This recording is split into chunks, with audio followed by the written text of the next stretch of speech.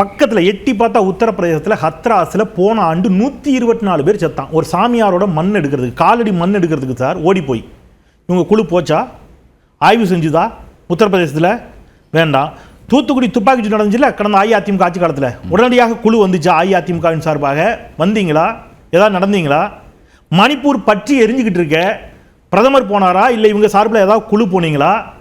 தமிழ்நாட்டுக்கு 2 குழு அனுப்பியிருக்கிறாங்க இவங்க. ஏற்கனவே ஒரு குழு இதே மாதிரி வந்துச்சு. அந்த அறிக்கை எனக்கு தர சொல்லுங்க பார்க்கலாம்.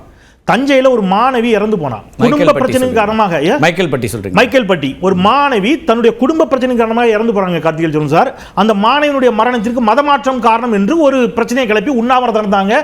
ஒரு குழுவை வர வச்சாங்க. அந்த குழுவினுடைய அறிக்கை சப்மிட் பண்ணிட்டீங்களா? நீங்க என்ன நினைச்சிட்டீங்க? நீங்க இவ்வளவு ஸ்பீடா நீங்க என்ன நடக்குது பாருங்க. ஒரு அக்கறை இருக்க கூடாதா? ஒரு தேசிய ஜனநாயக கட்சி கூட்டணி நாடாளுமன்ற உறுப்பினர்கள் பரவாயில்ல சார், தப்பு இல்ல சார். உத்தரப்பிரதேச மக்கள் மீது இல்லாத அக்கறை, குஜராத் மக்களின் மீது இல்லாத அக்கறை உங்களுக்கு வந்து. குஜராத்தில் மோர்ஃபி பாலம் இடிஞ்சு விழுந்துச்சே, எத்தனை பேர் செத்தான்? குழு போச்சு. ஏன் போகல? அப்ப நீங்க தமிழ்நாட்டில் என்ன பண்றீங்கன்னா, இதுல இருக்க கான்ஸ்பிரசி இன்னைக்கு பேச வேண்டிய செய்தி இதுதான் நான் நினைக்கிறேன் சார். இவங்க ஒரு குழு வர்றாங்க, குழு வந்து செய்தியாளர்களை சந்திக்கிறாங்க. இன்னைக்கு அவரே அனுராக் தாக்கூரே சொல்றாரு, நாங்கள் என்ன சொன்னோமோ அதை விஜய் சொல்லுகிறார். இவங்க சொன்ன பிறகுதான் விஜயுடைய வீடியோவே வருது. தமிழ்நாட்டு மக்கள் அவ்வளவு முட்டாள்களா? இதுக்கு ஒன்றுக்கு தொடர்பே இல்லைல்ல சார். எல்லா வீடியோலையும் வந்துச்சு. ஒரு அண்ணாச்சி நின்று தெளிவாக சொல்றாரு. அவங்க வந்தவங்க கேட்குறாங்க, இவர் டிரான்ஸ்லேட் பண்ணுறாரு. லோக்கலில் எப்படி இருந்துச்சுங்க, லோக்கலில் எல்லாம் ஏற்பாடு பண்ணியிருந்தாங்களான்னு ஒரு கேள்வி.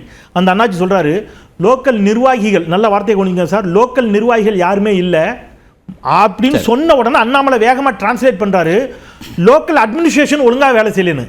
இவர் அடுத்த வார்த்தை சொல்றாரு, மாவட்ட செயலாளர்கள், நிர்வாகிகள், கட்சிக்காரங்க ஒருத்தர் வேலை செய்யலைங்கிறாரு. இவர் லோக்கல் கட்சி நிர்வாகிகள்னு சொல்றாரு, அண்ணாமலை லோக்கல் அட்மினிஸ்ட்ரேஷன் டிரான்ஸ்லேட் பண்றாரு. அதுக்கப்புறம் இவர் அழுத்தி சொன்ன பிறகு வீடியோ இருக்க போய் இப்ப நீங்க உங்க குழு எவ்வளவு அழகாக ஆய்வு செஞ்சதுங்கிறத நாம பாக்குறோம்.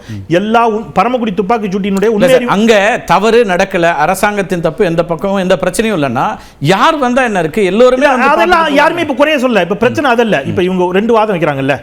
ஒரு ஆணையம், இப்போ சகோதரி வச்சாங்க, ஒரு ஆணையம் அமைக்கப்பட்டு விட்டது.